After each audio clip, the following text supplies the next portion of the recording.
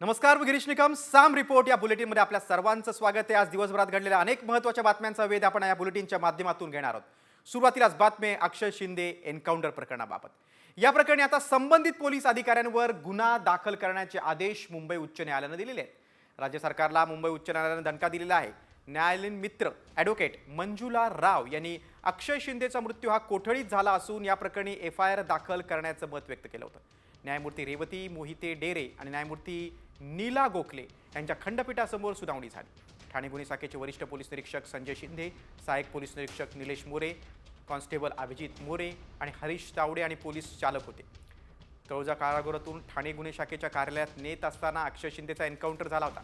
तर अक्षय शिंदेचा एन्काउंटर बनावट असल्याचा दंडाधिकारी कोर्टानं देखील अहवाल दिला. शिंदेच्या संदर्भात संबंधित पोलिसांवर कारवाई करण्याचे आदेश झालेले असतील तर पोलीस हे एक साधे त्याला आपण काय म्हणतो सॉफ्ट टार्गेट आहे. पोलिसांवर कोणी दबाव आणला, पोलिसांवर कोणी दबाव आणून अक्षय शिंदेचा एन्काउंटर करायला लावला याची माहिती घ्यावी लागेल आणि त्याचा थेट संदर्भ हा बदलापूरच्या भिंतींवर, ठाणे जिल्ह्यातल्या भिंतींवर लिहिला होता की अब बदला पुरा हुआ असं म्हणून ज्या राजकीय नेत्यांचे चित्र फोटो लावण्यात आले होते त्या नेत्यांवर सुद्धा, ते कोणत्याही मोठ्या पदावर असतील सुद्धा, त्यांनी बेकायदेशीर वर्तन केलेलं असल्यामुळे त्यांना सुद्धा या कायद्याच्या कचाट्यात घेण्याची आवश्यकता आहे असं माझं स्पष्ट मत तेव्हापासून आहे. बघा, हायकोर्टात नेमकं काय झालं आपण पाहूया ग्राफिकच्या माध्यमातून. अक्षय शिंदे एन्काउंटर प्रकरणी पोलीस अधिकाऱ्यांवर गुन्हा दाखल करा. अक्षय शिंदेचा मृत्यू कोठडीत झाला असून गुन्हा दाखल करा असं न्यायालयीन मित्र ॲडव्होकेट मंजुला राव यांनी म्हटलं. त्याची त्यांनी मागणी केली. न्यायमूर्ती रेवरी मोहिते डेरे आणि न्यायमूर्ती नीला गोखले यांच्या खंडपीठासमोर सुनावणी झाली. पोलीस संजय शिंदे, निलेश मोरे, अभिजित मोरे, हरीश तावडे आणि चालक गाडीत होते. तळोजा कारागृहातून ठाणे गुन्हे शाखेच्या कार्यालयात नेत असताना अक्षय शिंदेचा एन्काउंटर झाला. अक्षय शिंदेचा एन्काउंटर बनावट असल्याचा दंडाधिकारी कोर्टाचा अहवाल आहे. दरम्यान अक्षय शिंदे एन्काउंटर प्रकरणात न्यायालयानं दिलेल्या निर्णयाचं अभिनंदन केलं पाहिजे असं आमदार जितेंद्र आव्हाड यांनी म्हटलेलं आहे. अक्षय शिंदेला गोळ्या मारणं चुकीचं होतं, ते कायद्याचं राज्य आहे, कायद्यानंच चाललं पाहिजे असं आव्हाडांनी म्हटलंय. उच्च न्यायालयाने जी भूमिका घेतली, जो निर्णय दिला, त्याचं अभिनंदन आणि आभारच मानायला पाहिजे. पण आपल्या हातात कायदा घेऊन त्याला गोळ्या मारणं हे चुकीचं होतं आणि त्याच्या विरोधात मी पहिल्या दिवशी भूमिका घेतली. गरीब आई वडिलांनी न्यायालयातनं गुन्हा मागे घेण्यासाठी परवानगी मागितली, न्यायालयाने परवानगी दिली नाही.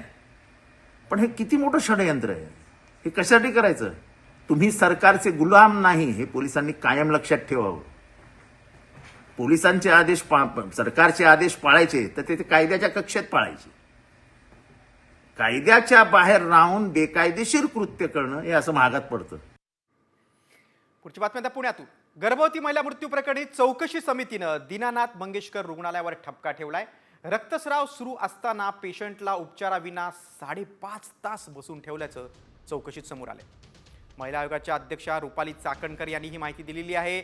ऑपरेशन आधी 10 लाखांची मागणी देखील केल्याचं चौकशीत समोर आलेलं आहे. तनिषा भिसे यांच्या मृत्यूला दीनानाथ रुग्णालय जबाबदार असल्याचं देखील त्यांनी म्हटलंय.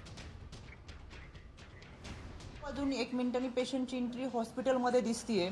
2:30 वाजता पेशंट हॉस्पिटलमधून बाहेर पडलाय. तब्बल 5.5 तास पेशंट हॉस्पिटलमध्ये असताना पेशंटला खूप मोठ्या प्रमाणात रक्तस्राव होत असताना सुद्धा कोणतेही प्राथमिक उपचार हॉस्पिटलकडून झालेले नाही. डॉक्टरांनी पेशंटच्या नातेवाईकांना सांगितलं की हा रक्तस्राव होऊ नये म्हणून यासाठी तुमच्याकडेच काही औषधं असतील किंवा तुमच्या जवळचे जे काही टॅबलेट असतील ते घ्या आणि तुम्ही तुमच्या पद्धतीने पेशंटवरती उपचार करा. यामध्ये 5.5 तासामध्ये हॉस्पिटलने कुठेही पेशंटवर उपचार केले नाहीत, सहकार्य केले नाही. हॉस्पिटलमध्ये रुग्ण सकाळी 9:01 गेले. काय ठपका आहे बघा रुग्णालयावर. डॉक्टरांशी संपर्क झाला आणि सर्जरीसाठी स्टाफकडे सूचना दिल्या गेल्या. ऑपरेशन थिएटरमध्ये जाण्यापूर्वी 10 लाख रुपयांची मागणी करण्यात आली. डॉक्टर घायसास यांनी मागणी केली. 3 लाख रुपये आहेत असं कुटुंबियांनी हॉस्पिटलला सांगितलं.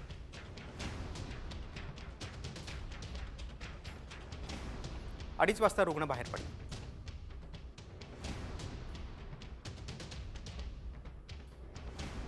5 तास रुग्णावर प्राथमिक उपचार रुग्णालयानं केले नाहीत. 10 लाख रुपयांची मागणी केल्यामुळेच रुग्णाची मानसिकता खचली असा ठपका आहे. उपचार न मिळाल्यानं गर्भवतीचा मृत्यू झाला.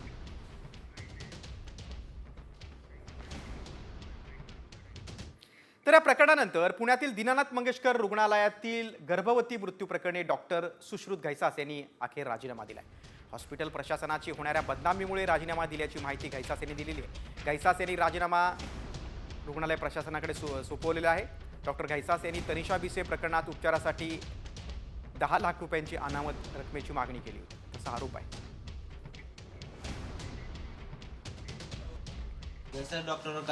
राजीनामा दिलाय हे इथपर्यंत बास आहे की त्यांच्यावर आणखी गुन्हा दाखल? आम्ही सुरुवातीपासून जी आमची भूमिका आहे त्या भूमिकेवर कायम आहोत, एवढंच मी तुम्हाला सांगू इच्छितो. काय भूमिका तुमची सुरुवातीपासून? नाही की त्यांनी राजीनामा दिला आहे, पण पुढील ज्या काही गोष्टी आहेत कारवाई व्हायला हवी हे सगळ्यात महत्त्वाचं. त्यांच्यावर गुन्हा या सर्व प्रकरणी आता दीनानाथ हॉस्पिटल प्रशासनानं आज आपलं स्पष्टीकरण दिलेलं आहे. डॉक्टर घैसास यांना धमक्या येत होत्या, त्यामुळे त्यांनी राजीनामा दिल्याची माहिती हॉस्पिटलचे डीन केळकर यांनी दिलेली आहे. यानंतर पत्रकारांनी मात्र प्रश्नांचा भडीमार केल्यानंतर अर्धवट पत्रकार परिषद टाकून डॉक्टर धनंजय केळकर निघून गेले.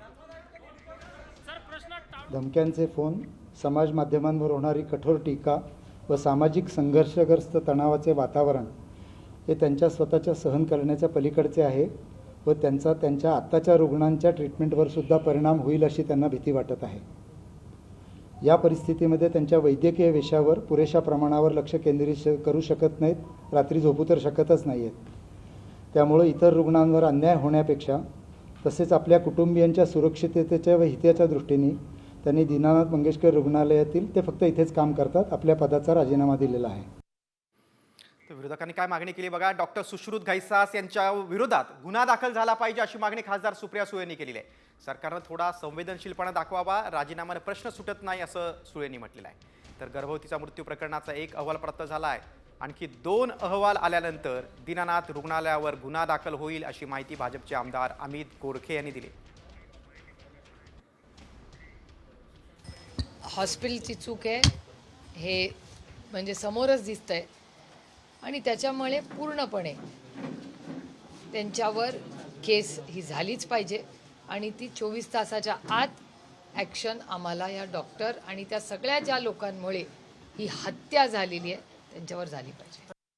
आणखी 2 अहवाल आल्यानंतर माननीय मुख्यमंत्र्यांकडे तो सबमिट होईल आणि त्यानंतर याचे निर्णय होतील. पण याच्यात नक्कीच डॉक्टर घैसास आणि त्यांची टीम ज्या ठिकाणी गुन्हेगार दिसतीये, त्यामुळे जो शासकीय निर्णय निर्णय असेल शासनाचा तो निर्णय नक्की कठोर असेल.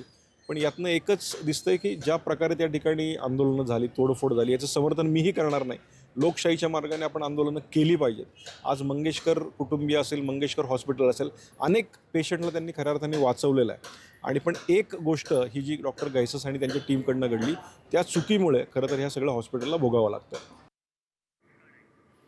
10 लाख रुपये हे गर्भवतीच्या उपचारासाठी मागितल्याची कबुली दीनानाथ रुग्णालय प्रशासनानं दिलेली आहे. डिपॉझिट घ्यायची हॉस्पिटलची पद्धत नाही, मात्र त्या दिवशी डॉक्टरांनी चौकोन करून 10 लाख रुपये तिथे लिहिलं असं खुद्द डॉक्टर धनंजय केळकरांनी स्पष्ट केलंय. डिपॉझिट लिहायची पद्धतच नाही आहे, परंतु काही कारणाने त्या दिवशी राहू केतू काय डोक्यात आला, डॉक्टरांनी एक चौकोन करून त्याच्यामध्ये 10 लाख डिपॉझिट लिहिलं आहे. ही गोष्ट खरी आहे, असं कोणीही लिहित नाही. त्यांच्यापैकी कोणालाही तुम्ही विचारू शकता. मी इथे रोज साधारणपणे 10 शस्त्रक्रिया करतो, आजवर किती केल्या असतील अगणित असतील, एकाही पेशंटला असं काही लिहून दिलेलं नाही माझ्या आयुष्यात. या लोकांनी काय दिलं असेल त्यांना तुम्ही विचारू शकता. तर आरोग्यमंत्री काय म्हणतात बघा. या प्रकरणामध्ये अहवाल आल्यानंतर कारवाई करणार असल्याचं आरोग्यमंत्री प्रकाश आंबेडकर यांनी स्पष्ट केलेलं आहे. तसंच धर्मादाय असो किंवा अन्य रुग्णालय असो, दिलेली जी नियमावली आहे ती पाळावीच लागेल, अन्यथा कारवाई केली जाईल असा इशारा आरोग्यमंत्र्यांनी दिलाय. आपल्याला पहिलाही सांगितलंय की याची चौकशी होऊ द्या, चौकशीमध्ये जे चुकीचं असेल त्याच्यावरती कारवाई होईल. मला असं वाटतं की चौकशी झालेली आहे, त्याच्यामध्ये एक रिपोर्ट आला आहे, अजून एक रिपोर्ट यायचा आहे, तो रिपोर्ट येईल आणि त्यानंतर शासन आपल्या स्तरावरती कारवाई करेल. माझं असं म्हणणं आहे की रिपोर्ट सगळे येऊ देत आणि रिपोर्ट नंतर त्याच्यावरती निश्चितपणाने कारवाई होईल. मंगेशकर रुग्णालय प्रकरणी मात्र भाजपमधील अंतर्गत वाद आता चव्हाट्यावर आलाय. कारण खासदार मेधा कुलकर्णी यांनी शहराध्यक्ष धीरज घाटे यांना पत्र लिहून डॉक्टर घैसास यांच्या रुग्णालयात झालेल्या तोडफोडीबद्दल नाराजी व्यक्त केली.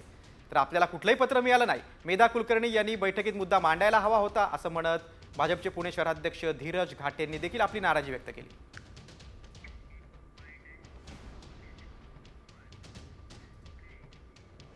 ज्यांच्यावर हल्ला झाला, ज्यांच्या हॉस्पिटलचं नुकसान झालं, त्या हॉस्पिटलचा आणि दीनानाथ मंगेशकर हॉस्पिटलचा काहीही संबंध नाही.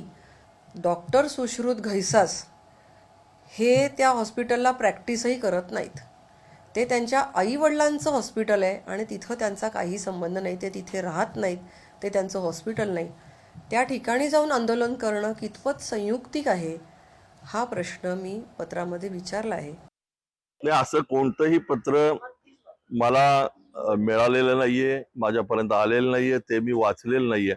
आज प्रसार माध्यमांच्याकडनं या विषयातली माहिती मला कळाली आणि सकाळपासून आपण अनेक माध्यमांचे प्रतिनिधी मला येऊन भेटले. वर्तमानपत्रातनं सुद्धा बातमी वाचण्यात आली, त्यावेळेस या विषयाची मला माहिती मिळाली. त्यामुळे असं कोणतं पत्र जे मला मिळालेलं नाही, जे मी वाचलेलं नाही, त्या विषयावरती मी आता काही बोलणं मला असं वाटतं की उचित राहणार नाही. पक्षाच्या पदाधिकाऱ्यांनी एकत्र बसून या विषयातलं आपलं काही मत असेल तर ते निश्चित त्या बैठकीमध्ये मांडलं पाहिजे. असं माध्यमांसमोर एखाद्या विषयावरती रिॲक्ट होणं आणि मग त्याची चर्चा होणं हे सोयीचं नाहीये. घरगुती मृत्यू प्रकरणी विविध घडामोडी आपण पाहिला. आता वेळ इतर बातम्यांकडे. शिवरायांबद्दल वादग्रस्त विधान करणाऱ्या प्रशांत कोरटकरचा जेलमधला मुक्काम वाढलेला आहे. जामिनावरील निकाल कोर्टानं राखून ठेवलाय. 9 एप्रिलला कोरटकरला जेल की बेल यावर फैसला होणार आहे. कोरटकरनं 2 समाजात जातीयवाद निर्माण करण्याचा प्रयत्न केला आहे. त्याला पळवण्यात कुणी मदत केली याचा देखील तपास सुरू असल्यानं कोर्टानं निकाल राखून ठेवल्याची माहिती वकील असीम सरोदेने दिली आहे. तर याला वेगवेगळ्या राज्यांमध्ये तिथल्या जवळपास 6 शहरांमध्ये जेव्हा लपून बसला होता तेव्हा कोणी मदत केली त्यांचे सगळ्यांचे स्टेटमेंट्स घेणं आवश्यक आहे. काही जणांचे स्टेटमेंट्स त्यांनी घेतलेले आहे. जेव्हा मोबाईल त्याच्या बायकोच्या मार्फत त्यांनी नागपूरच्या पोलिसांकडे जमा केला तेव्हा त्यांनी डेटा इरेज करून तो देण्याची पूर्ण काळजी घेतली. त्याच्यामध्ये सुद्धा गुन्हेगारी कौशल्य त्याचं आपल्याला दिसते आणि अशा गुन्हेगारी कौशल्य असलेल्या आणि प्रवृत्ती असलेल्या माणसाला जामीन देऊ नये असं आम्ही कोर्टामध्ये आज सांगितलं. दरम्यान इतिहास अभ्यासक इंद्रजित सावंत यांनी प्रशांत कोरटकरला अब्रू नुकसानीची संदर्भात एक नोटीस दिलेली आहे. इंद्रजित सावंत यांच्याबद्दल खोटी माहिती देत बदनामी केल्याचा दावा या नोटीशीमधून करण्यात आलेला आहे. कोरटकरनं छत्रपती शिवरायांबाबत आक्षेपार्ह विधान केलं होतं. त्या प्रकरणी कोरटकरवर आधीच गुन्हा दाखल आहे. आता या नोटीसीनंतर कोरटकरच्या अडचणीत आणखी वाढ होण्याची शक्यता आहे.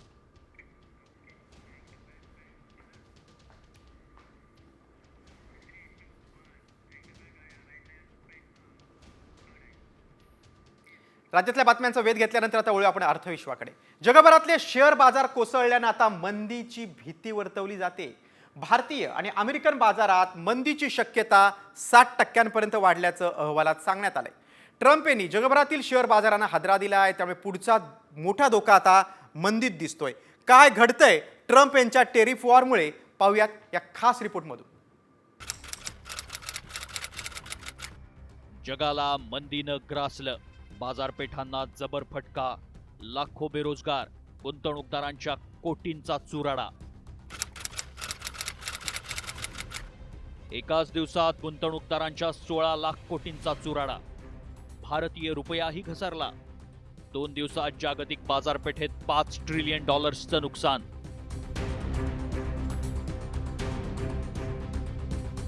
उषक्काल होता होता काळ रात्र झाली. अशी काहीशी परिस्थिती ट्रम्प यांनी पुकारलेल्या व्यापार युद्धानं देशात निर्माण झाली आहे. कारण देशांतर्गत शेअर आणि कमॉडिटी बाजार असो किंवा करन्सी एक्सचेंज, खरं तर मार्केट सुरळीत चाललं होतं. सुरुवात चांगली झाली होती. मात्र याच चांगल्या वातावरणावर परकीय संकट आलं, ट्रम्प नावाचं. अमेरिकेचे नवनिर्वाचित अध्यक्ष डोनाल्ड ट्रम्प यांनी सुरू केलेल्या करयुद्धातून निर्माण झालेलं हे जागतिक व्यापार युद्ध. ट्रम्प यांनी अमेरिकेशी व्यापार करणाऱ्या सर्वच देशांवर 10 ते 46% आयात कर लावल्याची घोषणा केली आणि जागतिक बाजारात वादळ आलं. त्यानंतरच्या 48 तासात जागतिक शेअर बाजार कसा आपटला पाहूया. अमेरिका नॅसडॅक 5.82% घसरण. चीन शांघाय 6.50% घसरण. जपान निकेई 6% घसरण. कोरिया कोस्पी 4.5% घसरण. हाँगकाँग हँग सेंग 10% घसरण. तैवान TSX 9.68% घसरण. ट्रम्प यांच्या व्यापार करानं आठवड्याच्या पहिल्याच दिवशी भारतीय बाजार उघडताच सेन्सेक्स 3000 अंकांनी घसरला, तर निफ्टीमध्येही 1000 अंकांची घसरण पाहायला मिळाली. आता पुढे काय होणार हीच भीती त्यामुळे गुंतवणूकदारांमध्ये पाहायला मिळतेय. मात्र काय नेमके याचे परिणाम होणार पाहूया. गुंतवणूकदारांचे लाखो कोटी स्वाहा झाले. अर्थव्यवस्था मंदीत जाण्याची भीती आहे. जगभरात महागाई वाढण्याची भीती आहे. कंपन्या दिवाळखोरीत जाण्याची भीती सतावतीये.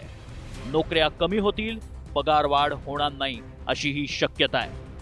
ट्रम्प यांनी जगभरातील शेअर बाजारांना हादरा दिलाय. मोठा धोका आता मंदीचा दिसतोय. मात्र गुंतवणूकदारांना म्हणूनच साम टीव्ही आवाहन करताय. बाजाराची स्थिती स्पष्ट दिसल्याशिवाय गुंतवणूक करू नका. गुंतवणूकदारांनी संयम बाळगावा. आत्महत्येसारखं टोकाचं पाऊल उचलू नका. 1.5-2 वर्षांनंतर बाजार पुन्हा उभारी घेण्याची शक्यता आहे. दरम्यान 50 देशांनी ट्रम्प यांच्याशी आधीच संपर्क साधलाय. या चर्चेनंतर काही बाबी पुन्हा रुळावर येण्याची शक्यता आता नाकारता येत नाही. ट्रम्प अनपेक्षित निर्णयांसाठी ओळखले जातात. अमेरिकेतील 50 राज्यांमध्ये ही आंदोलनं सुरू झाली आहेत. मात्र 2008 सालच्या जागतिक मंदीचा थेट फटका तुलनेनं भारताला तेव्हा बसला नव्हता. तत्कालीन अर्थमंत्री मनमोहन सिंग यांच्या आर्थिक धोरणांनी भारतीय बाजार तसा सावरला होता. त्यामुळे आताही नवीन सकारात्मक व्यवस्था प्रत्यक्षात येण्यासाठी काही महिने वाट पाहावी लागेल. संयम बाळगा. ब्युरो रिपोर्ट, साम टीव्ही. तर आता गुंतवणूकदारांनी काय केलं पाहिजे याबाबत तज्ज्ञांचं काय मत आहे ते आपण पाहूया. आत्ताची परिस्थिती ॲव्हरेज करायला योग्य आहे का, तर माझ्या मते थोडंसं वेट अँड वॉच करायला हरकत नाही. असं तुम्ही डोळ्यासमोर आणा की आत्ता वादळी वारा बाहेर सुटलेला आहे आणि ढग भरून आलेले आहेत. अशा वेळेला आपण एकदा बाहेर जाऊन बघून येऊत का, तर नाही. अशा वेळेला आपण शक्यतोवर घरात बसू की जरा एकदा वातावरण शांत होऊ देत, मग मी बाहेर जाईन. एक्झॅक्टली हे आत्ता शेअर बाजारात चालू आहे. आत्ता ढग आलेले आहेत, वादळी वारा व्हायची शक्यता आहे. अशा वेळेला शांतपणे घरात बसा. जेव्हा वादळ शमून जाईल, जेव्हा वातावरण नॉर्मल होईल, तेव्हा हळूहळू गुंतवणूक करायला हरकत नाही. पण असलेला पोर्टफोलिओ आता विकण्यात काही सेन्स नाही. तज्ज्ञांचं म्हणणं तुम्ही ऐकलं. आता डोनाल्ड ट्रम्प यांच्या टेरिफ बॉम्बमुळे आयफोन महागण्याची शक्यता आहे. भारतात आयफोनची किंमत आता 2 लाखांच्या वर जाण्याचा अंदाज वर्तवण्यात आलाय. चीन आणि भारतावर लावलेल्या आयात शुल्काचा आता ॲपलला देखील फटका बसतोय. जगभरात विकल्या जाणाऱ्या 90% आयफोनची निर्मिती चीनमध्ये होते. त्यामुळे याचा फटका आता आयफोन घेणाऱ्यांनाही बसणार आहे.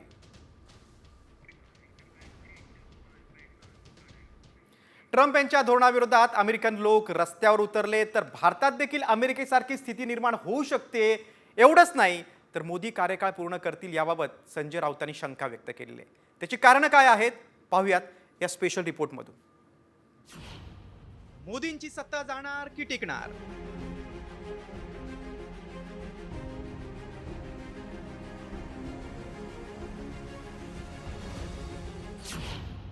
अमेरिकन रस्त्यावर, भारतातही जनक्षोभ.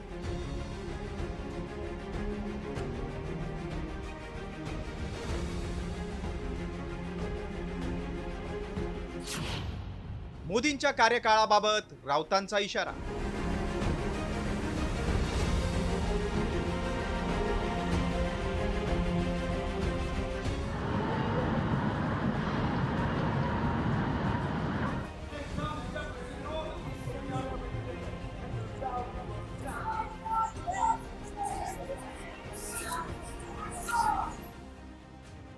हा भडका आहे महासत्ता असलेल्या अमेरिकेतील रस्त्यांवरचा. 4 जानेवारीला अमेरिकेच्या राष्ट्राध्यक्षपदाचा पदभार स्वीकारलेल्या राष्ट्राध्यक्ष डोनाल्ड ट्रम्प आणि उद्योगपती एलॉन मस्क यांच्या धोरणाविरोधात अमेरिकेच्या 50 राज्यातील जनता रस्त्यावर उतरली आहे. हाच धागा पकडत खासदार संजय राऊतांनी मोदींवर निशाणा साधलाय. अमेरिकेप्रमाणेच भारतातही जनक्षोभ उसळण्याची शक्यता राऊतांनी व्यक्त केली. कोणाला वाटत असेल की अमेरिकेत जे घडलंय ते भारतात घडणार नाही, भारतामध्ये सुद्धा अशा प्रकारचाच स्फोट होण्याची भीती मी वारंवार व्यक्त केलेली आहे आणि ते होणार. हा देश विकला जातो म्हणून मी वारंवार म्हणतोय की नरेंद्र मोदी 2025चा काळ पूर्ण करतील का, मला शंका वाटते. तर राऊतांच्या विधानावर भाजपनं मात्र सडकून टीका केली. संजय राऊतांचं कुठलंही वक्तव्य ही केवळ राजकीय भूमिका असते. कुठलाही आधार त्याला त्या ठिकाणी नसतो. संजय राऊतांना इकॉनॉमिक्स कळत नसेल, आंतरराष्ट्रीय व्यापार बाजार कळत नसेल, केवळ उचलली जीभ लावली टाळ्याला आणि मोदी साहेब आणि भाजप देशापोटी त्या ठिकाणी वड्याचं तेल वांग्यावर काढण्याचा प्रयत्न आहे त्यांचा. डोनाल्ड ट्रम्प यांचं सरकार स्थापन होऊन 100 दिवसही पूर्ण झाले नाही. तोच अमेरिकेत जनक्षोभ उसळलाय. हुकुमशाही आणि मनमानी पद्धतीनं सुरू असलेला कारभार, नोकर कपात, बंद करण्यात आलेले सरकारी विभाग, मानवी हक्कांचं उल्लंघन आणि आर्थिक घसरण यामुळे अमेरिकन जनता रस्त्यावर उतरली आहे. मात्र भारतात मोदी विरोधात असंतोष उफाळून येऊ शकतो. पाहूयात काय कारण आहेत. शेतमालाला हमीभाव मिळत नसल्यानं शेतकऱ्यांमध्ये असंतोष आहे. वाढती बेरोजगारी तरुणांमध्ये सरकार विरोधात संताप आहे.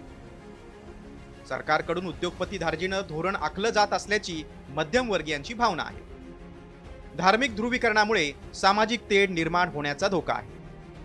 केंद्र सरकारविरुद्ध राज्य सरकार संघर्षामुळे अस्थिरता निर्माण होण्याची शक्यता आहे. अमेरिकेच्या टॅरिफमुळे वाढती महागाई असंतोषास कारणीभूत ठरू शकते. लोकसभा निवडणुकीत मोदी सरकारला 2014 आणि 2019 प्रमाणे स्पष्ट बहुमत मिळालं नाही. त्यातच आता चंद्राबाबू नायडू आणि नितीश कुमार यांच्या टेकूवर मोदी सरकार उभं आहे. त्या पार्श्वभूमीवर जागतिक पातळीवरील घडामोडी आणि देशांतर्गत आंदोलन उसळल्यास त्याचा फटका मोदी सरकारला बसण्याची शक्यता अधिक आहे.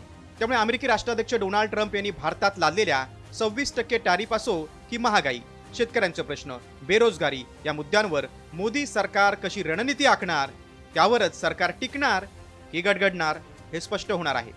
ब्युरो रिपोर्ट, साम टीव्ही न्यूज. पुढच्या बातमीकडे. केंद्र सरकारनं सर्वसामान्य कुटुंबांना मोठा धक्का दिलाय. सिलेंडरच्या दरात मोठी दरवाढ करण्यात आलेली आहे. घरगुती वापराच्या सिलेंडरमध्ये 50 रुपयांची दरवाढ झालेली आहे. उज्ज्वला योजनेअंतर्गत असलेल्या सिलेंडरला देखील ही दरवाढ लागू होणार आहे. उज्ज्वला सिलेंडर आतापर्यंत 803 रुपयांना मिळत होतं. आता वाढलेल्या दरानं तो 853 रुपयांना मिळणार आहे.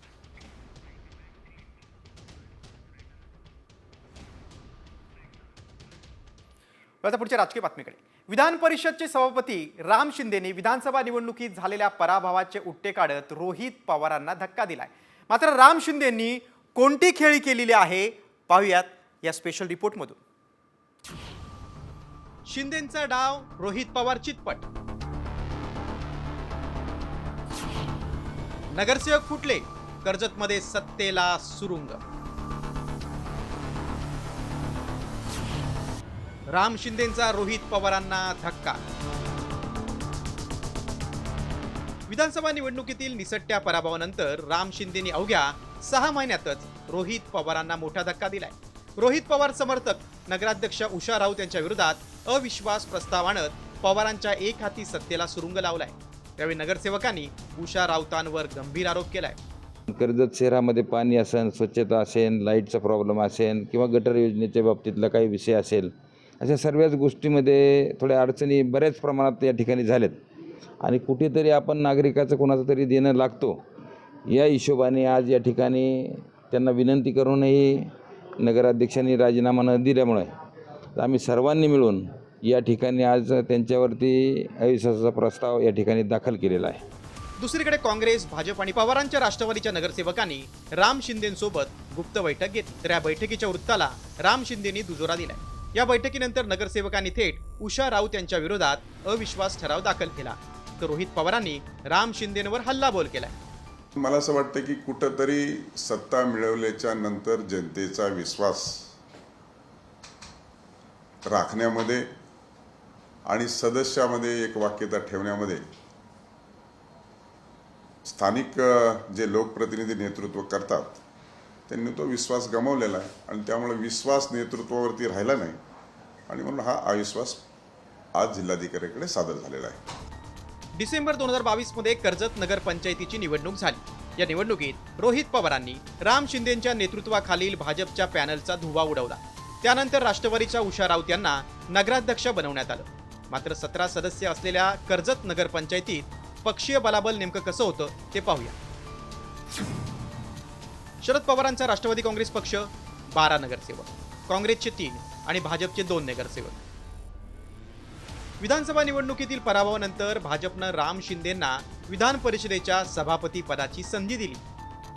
त्यानंतर अवघ्या 4 महिन्यातच राम शिंदेने रोहित पवारांच्या गडाला सुरुंग लावण्याची योजना आखत भाजप पक्ष नेतृत्वाला रिटर्न गिफ्ट दिल्याची चर्चा रंगली आहे. त्यामुळे आता उषा राऊत यांच्या विरोधातील अविश्वास ठराव मंजूर होणार की रोहित पवार राम शिंदेची खेळी पलटवणार यावर कर्जत जामखेडमधील राजकारणाची दिशा ठरणार आहे. सुशील थोरातसह ब्युरो रिपोर्ट, साम टीव्ही न्यूज, अहिल्यानगर. पुढच्या बातमीकडे. सार्वजनिक बांधकाम विभागाचे अधिकारी सरकारी शुल्कावर डल्ला मारत असल्याचं समोर आले. टाइम्स ग्रुपच्या बातमीनुसार सरकारी इमारती, उड्डाणपूल, रस्त्यांच्या कामातून मिळणाऱ्या शुल्काची निम्मी रक्कम अधिकारी स्वतःच्या खिशात टाकतात. या अधिकाऱ्यांनी सुमारे 12.5 कोटी रुपये आपापसात वाटून घेतल्याचं समोर आलंय. या प्रकरणी कॅगच्या ताशेरानंतर देखील सरकारी शुल्कावर अधिकाऱ्यांकडून डल्ला मारणं सुरूच आहे. बघा, सरकारी इमारती, उड्डाणपूल आणि रस्त्यांबाबतची ही सगळी कामं आहेत.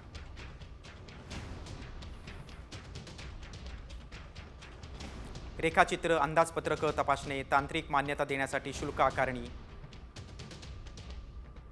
या सगळ्यांवर PWD अधिकाऱ्यांचा डल्ला. 50% शुल्क शासनाच्या महसुलात जमा होते. उर्वरित पैशांचं मात्र अधिकाऱ्यांमध्ये वाटप होतं.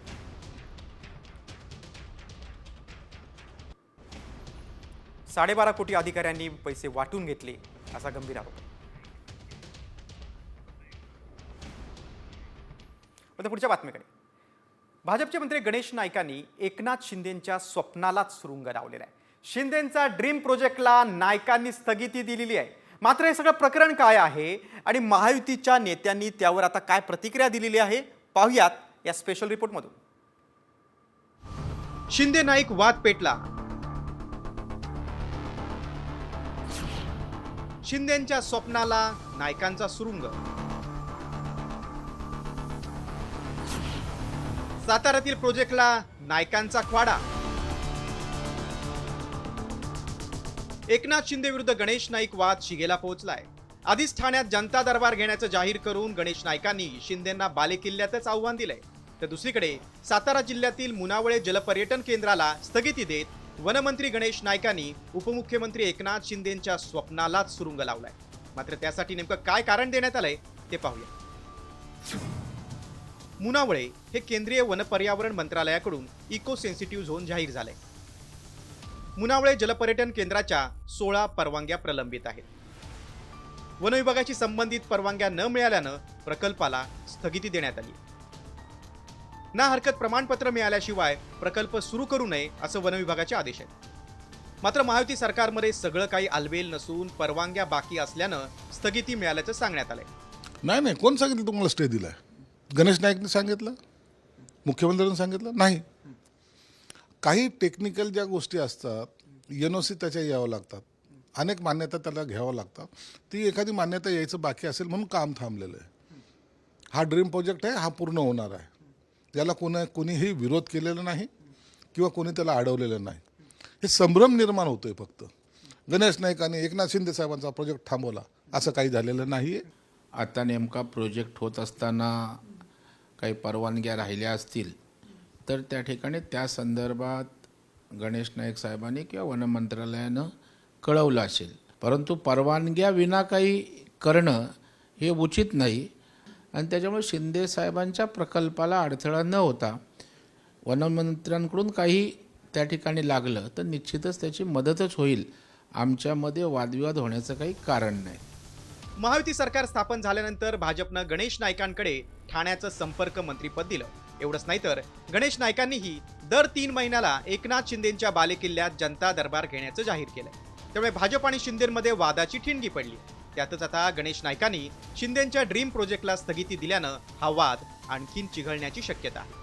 त्यामुळे आनंद दिघे विरुद्ध गणेश नाईक वाद आता एकनाथ शिंदे विरुद्ध गणेश नाईक असाच पुढे सुरू राहणार का आणि भाजप नाईकांना आडून शिंदेंची कोंडी करणार का याकडे लक्ष लागलंय. सूरज मसूरकर आणि रुपाली बडवेसह ब्युरो रिपोर्ट, साम टीव्ही न्यूज. बातम्या कुणाल कामराबाबत. कॉमेडियन कामरानं आता मुंबई उच्च न्यायालयाकडून मोठा दिलासा त्याला मिळालेला आहे. कारण मद्रास हायकोर्टाचा निर्णय कायम ठेवत मुंबई हायकोर्टानं कामराला अटकेपासून दिलासा दिलाय. 17 एप्रिलपर्यंत अटक न करू नये असे निर्देश हायकोर्टानं दिलेले आहेत. त्यामुळे कॉमेडियन कुणाल कामराला हा मोठा दिलासा आहे.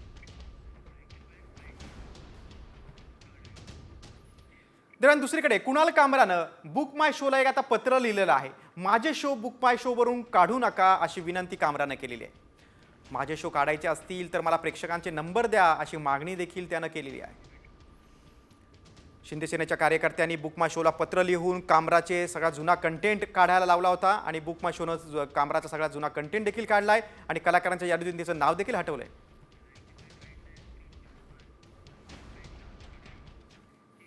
पुढची बातमी आता वर्ध्यातून. देशभरात रामनवमी जल्लोषात साजरी झाली, मात्र जानवं आणि सोवळं नसल्यानं भाजपच्या माजी खासदारालाच रामाचं दर्शन घेण्यापासून रोखण्याचा धक्कादायक प्रकार घडलाय. पुरोगामी महाराष्ट्रात हा प्रकार कुठे घडलेला आहे त्यावरचा हा स्पेशल रिपोर्ट. जानवं सोहळं नाही, देवदर्शन नाही.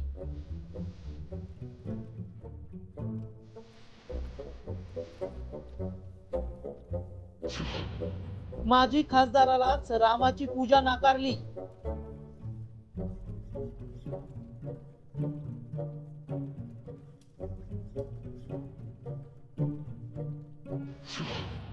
पुरोगामी महाराष्ट्रात चाललंय काय?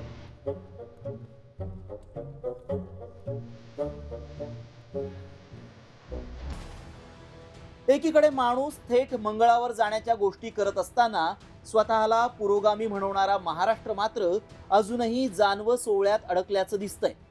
तशी घटनाच राज्यात घडली आहे. सोहळं आणि जानवं धारण न केल्यामुळं वर्ध्याचे भाजपचे माजी खासदार रामदास तडस आणि त्यांच्या पत्नी शोभा तडस यांना राम मंदिराच्या गर्भगृहात प्रवेश नाकारण्यात आला आणि तडस यांच्यावर बाहेरूनच पूजा करण्याची वेळ आली. त्यामुळे मोठा वाद निर्माण झालाय. वर्ध्यातल्या देवळी इथल्या राम मंदिरातला हा गंभीर प्रकार आहे. या घटनेनं संतापलेल्या माजी खासदार तडस यांनी मंदिराच्या ट्रस्टींची आणि सर्व व्यवहारांच्या चौकशीची मागणी केली आहे. याचा पाठपुरावा आम्ही असाच राहील का बा याची फेर चौकशी करावी, ट्रस्टीची चौकशी करावी. वर्षानुवर्ष या ठिकाणी लोक राहतात, यांची चौकशी करावी. हे जमीन कशा पद्धतीने यांनी विकल्या याची सुद्धा चौकशी या ठिकाणी झाली पाहिजे. राम मंदिरात नेमकं काय घडलं पाहूया. रामदास तडस हे दरवर्षीप्रमाणे रामाच्या मंदिरात दर्शन घेण्यासाठी आले होते. त्यावेळी भाजपचे काही पदाधिकारीही मंदिरात दर्शनासाठी आले होते. रामदास तडस यांना मंदिराच्या गाभाऱ्यात जायचं होतं. त्यावेळी मंदिराच्या गर्भगृहात पूजा सुरू होती. रामदास तडस यांनी गर्भगृहात प्रवेश करताच पुजाऱ्यांनी पूजा थांबवली. तुम्ही जरा लांबच राहा, तुम्हाला मूर्तीची पूजा करता येणार नाही. तुम्ही सोवळं नेसलेले नाहीत, नेहमीच्या वस्त्रात दर्शन शक्य नाही, बाहेर निघा असं मंदिरातील पुजाऱ्यांनी म्हटल्यानं रामदास तडस संतापले. त्यानंतर रामदास तडस आणि मंदिरातल्या पुजाऱ्यांमध्ये वाद झाला. अनेक वर्षापासून आमचं दैवत आहे, राम म्हणजे दैवत आहे, राम मंदिर दैवत आहे. आणि ट्रस्टीबद्दल आमचं काही ऑब्जेक्शन नव्हतं, पहिली नव्हतं. परंतु तो जो प्रकार झाला तो प्रकार बरोबर नव्हता. त्यांनी आज इथे या ठिकाणी माफी मागितली. आम्ही सुद्धा आपल्या उदार अंतकरणाने त्याला माफी दिली. वर्ध्यातील या प्रकारानं सर्व स्तरातून संताप व्यक्त केला जातोय. पंढरपूरचं श्री विठ्ठल मंदिर तत्कालीन अस्पृश्य समजल्या जाणाऱ्या लोकांसाठी वर्षानुवर्ष बंद होतं. ते सर्वांसाठी खुलं व्हावं यासाठी साने गुरुजींनी उपोषण केलं होतं. तर डॉक्टर बाबासाहेब आंबेडकर यांनी 1930 रोजी नाशिक शहरातील अस्पृश्यांचा काळाराम मंदिरामध्ये प्रवेश व्हावा यासाठी सत्याग्रह केला होता. असा इतिहास असलेल्या पुरोगामी महाराष्ट्रातली मंदिरं अजूनही जानवं सोहळ्यात अडकत असतील तर ही खेदाची बाब आहे. प्रत्येक मंदिराचे नियम असतात हे मान्य असलं तरी केवळ सोहळं नसल्यानं भक्तांना पूजा करण्याचा अधिकारच नाकारला जात असेल तर याचा सर्वांनीच विचार करण्याची गरज आहे. रिपोर्ट, साम टीव्ही न्यूज. पुढची बातमी आता नाशिकमधून. काळाराम मंदिराच्या जे संस्थान आहे त्याच्या अध्यक्षांना आता हायकोर्टानं मोठा दणका दिलाय. पूजेसाठी पैसे मिळत नसल्यानं एका पुजाऱ्यानं उच्च न्यायालयाचं दार ठोठावलं होतं. याची गंभीर दखल घेत न्यायालयानं मंदिर ट्रस्टच्या अध्यक्षांना काढून टाकण्याचे आदेश दिलेत. न्यायमूर्ती गिरीश कुलकर्णी आणि न्यायमूर्ती अद्वैत सेठना यांच्या खंडपीठानं हा आदेश दिलाय. तर जिल्हा अतिरिक्त न्यायाधीश हे ट्रस्टचे अध्यक्ष आहेत. पूजेसाठी देण्यात येणारी रक्कम 12% व्याजानं कोर्टात जमा करावी. ही रक्कम किती अपेक्षित आहे याची माहिती याचिकाकर्त्यांना ट्रस्टींना द्यावी असं आदेशात नमूद करत न्यायालयानं ही सुनावणी आता 8 एप्रिलपर्यंत तहकूब केलेली आहे.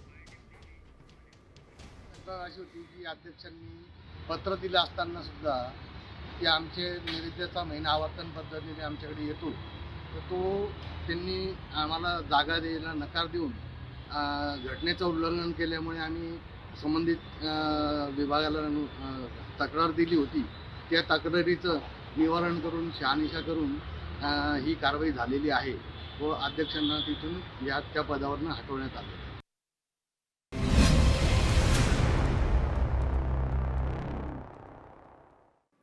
नमस्कार, मी गिरीश निकम. अपेक्षा महाराष्ट्राच्या या विशेष सेगमेंटमध्ये आपल्या सर्वांचं स्वागत आहे. महायुती सरकारला 100 दिवस पूर्ण झालेत. बहुमत असलेल्या फडणवीस सरकारच्या शेती, शिक्षण, आरोग्य क्षेत्रासह कायदा सुव्यवस्थेच्या कामगिरीचा सकाळ माध्यम समूहानं लेखाजोखा मांडलाय. पाहूया महाराष्ट्राच्या अपेक्षा महायुती सरकार पूर्ण करते का? फडणवीस सरकारच्या कामगिरीचं मूल्यांकन आपण सुरुवातीलाच पाहूया. चांगली कामगिरी झाल्या असं 54% महाराष्ट्राच्या नागरिकांना वाटतंय, तर समाधानी नागरिक आहेत 19%, तर 27% नागरिकांना वाटते की नाही, सरकार अपेक्षेला आमच्या उतरलेलं नाही, वाईट कामगिरी झालेली आहे. बघा, फडणवीस सरकारच्या कामगिरीचं मूल्यांकन आहे. अभ्यास काय सांगतोय सकाळ माध्यम समूहाचा? 54% नागरिक म्हणतात चांगली कामगिरी आहे. समाधानी आहेत 19% नागरिक, तर वाईट कामगिरी झाली असं 27% महाराष्ट्राच्या नागरिकांना वाटतंय. आपण पुढच्या प्रश्नाकडे जाऊ. शेतकऱ्यांचं कोणत्या पर्यायाला प्राधान्य आहे ते सुद्धा आपण पाहूया. महत्त्वाचा मुद्दा आहे. अभ्यास काय म्हणतोय बघा. हमी भाव 60% नागरिक म्हणतात. कर्जमाफीचा मुद्दा महत्त्वाचा आहे असं 27% लोकांना वाटतंय, तर सरकारी मदत फक्त 10% नागरिकांना वाटतंय, शेतकऱ्यांना वाटतंय तर सांगता येत नाही असं 3% जण म्हणतात.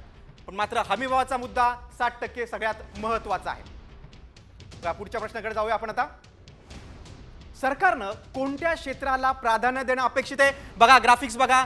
शेती 34% नागरिक म्हणतात शेती, त्यानंतर उद्योग रोजगार 23%, शिक्षण 17%, कायदा आणि सुव्यवस्था महत्त्वाचा मुद्दा आहे 10% नागरिकांना वाटतंय, आरोग्य 60%, तर पायाभूत सुविधांचा विकास 7% आणि इतर 2%. बघा, आता पुढच्या प्रश्नाकडे वळूया. पुढचा प्रश्न देखील तेवढाच महत्त्वाचा आहे. सरकारी रुग्णालयांचा दर्जा सुधारण्यासाठी काय करावं? बघा, अत्यंत महत्त्वाचा मुद्दा आहे. बघा, आधुनिक उपकरण उपलब्ध करणं 28% लोकांना वाटतंय, त्यानंतर डॉक्टर आणि कर्मचाऱ्यांची वागणूक 24% आणि डॉक्टर वैद्यकीय कर्मचारी वाढवणं 24% नागरिकांना वाटतंय, तर पायाभूत सुविधांचा विकास 17%, तर सांगता येत नाही असं 2% नागरिक म्हणतायत, तर इतर 5%च्या गटात येतात. बघा, सरकारी रुग्णालयांचा दर्जा सुधारण्यासाठी काय करावं हा सकाळ माध्यम समूहाचा अभ्यास काय सांगतोय हे तुम्ही टीव्हीच्या स्क्रीनवर बघताय. बघा, आपण 4 मुद्दे पाहिले आणि या संदर्भात चर्चा करण्यासाठी सकाळ माध्यम समूहाचे मुख्य संपादक निलेश खरे सर माझ्या सोबत आहेत.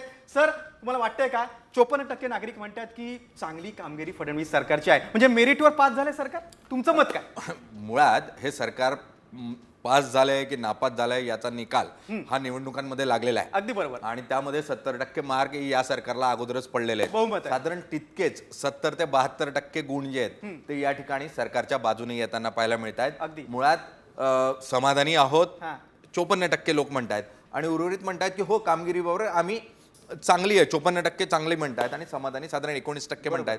अशा परिस्थितीमध्ये सरकार मेरिटमध्ये पास होताना पाहायला मिळत आहे. मूळ आपला उद्देश काय या अभ्यासामागचा, तर लोकांच्या काय अपेक्षा आहेत आणि कोणत्या अपेक्षा आहेत ज्याच्यावर काम करणं गरजेचं आहे. 100 दिवस झाले सरकारचा अजेंडा निश्चित होतोय आणि हा अजेंडा निश्चित होताना सरकारनं कोणत्या प्रमुख मुद्द्यांना हात घातला पाहिजे आणि त्या प्रश्नांची सोडवणूक केली पाहिजे, पुढच्या 5 वर्षाची दिशा काय असली पाहिजे हे सांगणं हा यामागचा उद्देश. निलेश सर, आपण प्रेक्षकांना सांगा की या सगळ्या अभ्यासाची पद्धत काय होती?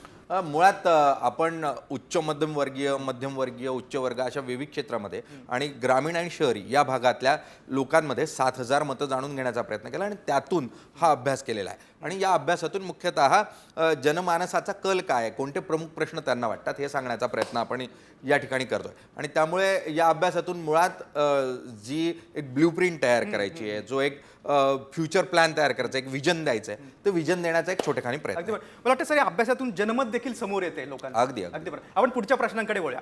बघा, आपण 4 प्रश्न पाहिले. पुढचा मुद्दा आहे आता सध्याच्या शिक्षणाच्या दर्जाविषयी महाराष्ट्रातील नागरिक समाधान आहेत का? बघा, काय टक्केवारी आपण बघा. होय 48% महाराष्ट्रातले नागरिक म्हणतात हो, शिक्षणाविषयी या व्यवस्थेविषयी आम्ही समाधानी आहोत, तर नाही म्हणणारे लोक आहेत 51% आणि सांगता येत नाही या गटातले लोक आहेत फक्त 1%. म्हणजे होय म्हणणाऱ्या 48% मात्र सर्वाधिक लोकांना वाटतं की नाही, सध्याच्या शिक्षणाच्या दर्जाविषयी लोक समाधानी नाहीत. हा महत्त्वाचा मुद्दा होता. पुढच्या मुद्द्याकडे वळूया. शेतमालाला हमीभाव मिळतो का? सगळ्यात सध्या ज्वलंत प्रश्न आहे. बघा काय आकडेवारी आहे. होय असं 12% नागरिक म्हणतायत, तर शेतमालाला हमीभाव मिळत नाही असं 78% महाराष्ट्रातल्या नागरिकांना वाटतंय, शेतकऱ्यांना वाटतंय. तर सांगता येत नाही असे 10% नागरिक आहेत. बघा पुढच्या प्रश्नाकडे वळूया आता. राज्यातील कायदा सुव्यवस्थेवर समाधानी आहात का? हा तर अत्यंत महत्त्वाचा प्रश्न आहे, कारण कायदा सुव्यवस्थेच्या मुद्द्यावरून विरोधक सातत्याने टीका करतात सत्ताधाऱ्यांवर. होय असं 41% नागरिकांना वाटतंय, तर नाही म्हणणारे 57% म्हणजेच जास्त नागरिक आहेत. तर सांगता येत नाही म्हणणारे 2% आहेत. बघा महत्त्वाचा मुद्दा आहे. सर्वात जास्त 57% महाराष्ट्रातले नागरिक म्हणतात की राज्यातील कायदा सुव्यवस्था यावर ते समाधानी आहेत. आपण पुन्हा एकदा जाऊया निलेश सरांकडे. निलेश सर, हा सगळ्यात महत्त्वाचा मुद्दा आहे. आपण बघतो बीडमधली गुन्हेगारी समोर आलेली आहे. अनेक अत्याचार महिलांवरचे प्रश्न असतील किंवा इतर ड्रग्सचा प्रश्न असेल.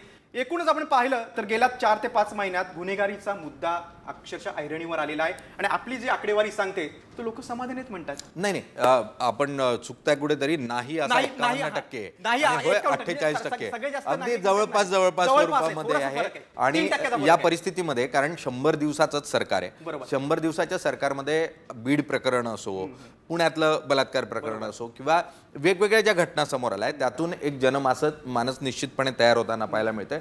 आणि त्यामुळे कायदा सुव्यवस्था हा कळीचा प्रश्न आहेच निश्चितपणे. पण त्याचबरोबर सर्वात महत्त्वाचा जर आपण बघितला तर लोकांना सर्वात महत्त्वाचं हे कृषी क्षेत्र वाटतं. मूळ भाव जो मिळतो, हमी भाव जो मिळतो, त्यावर सरकारनं काम करणं खूप गरजेचं आहे. त्या दृष्टीने पावलं उचलावी लागतील. दुसरा विषय महत्त्वाचा आहे तो रोजगार. आणि रोजगाराचा प्रश्न आवासून उभा आहे. आता जागतिक मंदीचं सावट आहे. अशा परिस्थितीमध्ये सरकारला त्याही विषयामध्ये काम करावं लागेल.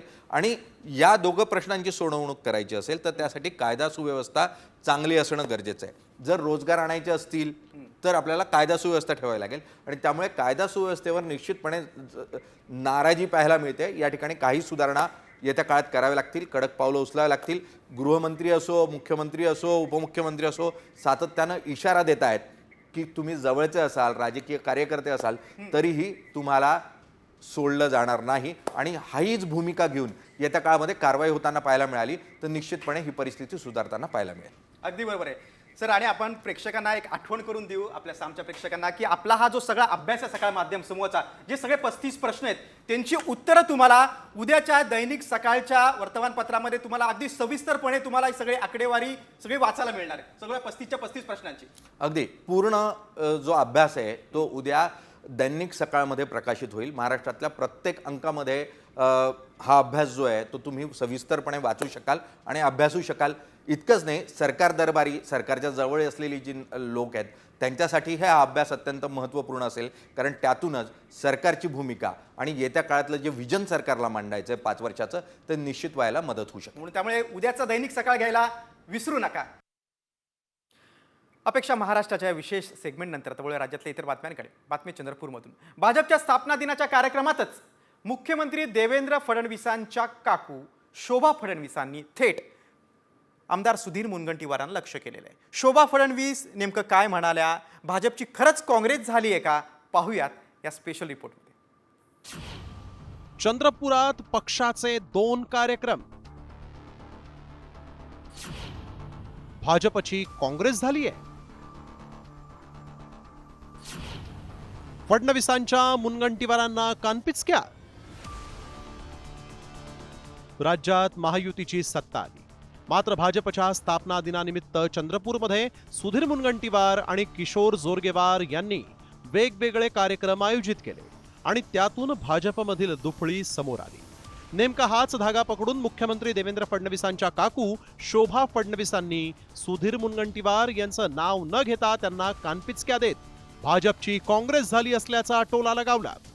तर शोभा फडणवीसांनी नाव घेतलं नसल्यानं प्रतिक्रिया न देण्याची भूमिका मुनगंटीवार यांनी घेतली.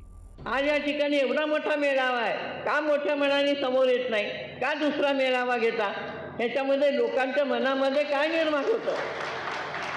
अरे ह्याचा जिल्हा हा चंद्रपूरचा आमदार आहे, चंद्रपूरमध्ये कार्यक्रम घेणं त्याचं काम आहे. सगळ्यांनी मोठेपणा देऊन त्याच्या कार्यक्रमाला हजर राहणं गरजेचं होतं, हे मी ओपनली सांगते. पण इथे जर आपली भांडणं झाली तर आपली काँग्रेस झाली असं म्हणणार नाही.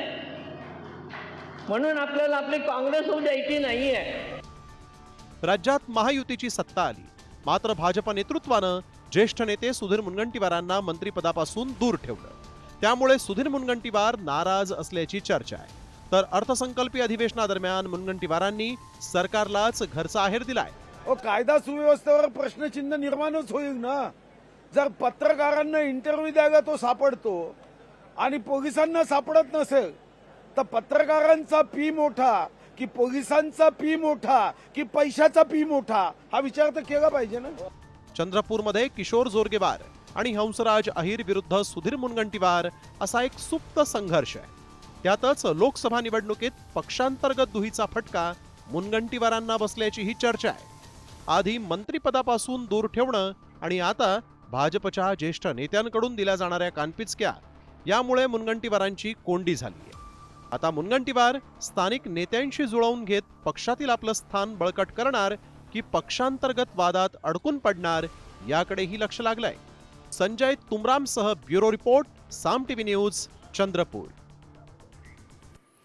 पुढच्या बातमी आता मनसेची. मनसे अध्यक्ष राज ठाकरेंच्या विरोधामध्ये सुप्रीम कोर्टात एक याचिका दाखल करण्यात आलेली आहे. निवडणूक आयोगानं मनसे पक्षाची मान्यता रद्द करावी अशी याचिका सुनील शुक्ला यांनी दाखल केलेली आहे. राज ठाकरे यांच्या प्रक्षोभक भाषणांमुळे महाराष्ट्रातील हिंदी भाषिकांवर हल्ले होत आहेत, त्यांना लक्ष केलं जातंय असा आरोप करणारी ही जनहित याचिका सर्वोच्च न्यायालयात दाखल करण्यात आलेली आहे.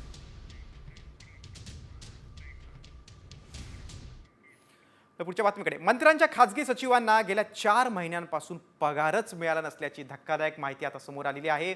मंत्र्यांचे खासगी सचिव आणि विशेष कार्यकारी अधिकाऱ्यांच्या नियुक्तीला मुख्यमंत्री कार्यालयानं मंजुरी दिलेली नाही. त्यामुळे शेकडो अधिकाऱ्यांचा पगार बँकेत जमा झाला नाही. अनेक अधिकाऱ्यांवर आता उसनवारीची वेळ आलेली आहे. प्रत्येक अधिकाऱ्याची चौकशी करून नियुक्ती होत असल्यानं या प्रक्रियेला विलंब होत असल्याची माहिती आहे. त्यामुळे मंत्र्यांचे खासगी सचिव बिनपगारी फुल अधिकारी असं चित्र आहे. बरोबर, आता पुढच्या बातमीकडे. सरकारी कामात बनवाबनवीचा एक प्रकार उघडकीस आलेला आहे. रस्त्याच्या सरकारी कामात कशा प्रकारे झोल करून कंत्राटदार कसे भ्रष्टाचार करतायत त्याचा हा व्हिडिओ समोर आलेला आहे. हा व्हिडिओ फक्त वरिष्ठांना दाखवून बिल पास करण्यासाठी आहे. रस्त्यावर स्पीड ब्रेकर लावले जातात, तसंच फोटो काढताच हे स्पीड ब्रेकर गायब होतात. सध्या व्हिडिओ जोरदार व्हायरल झाला आहे.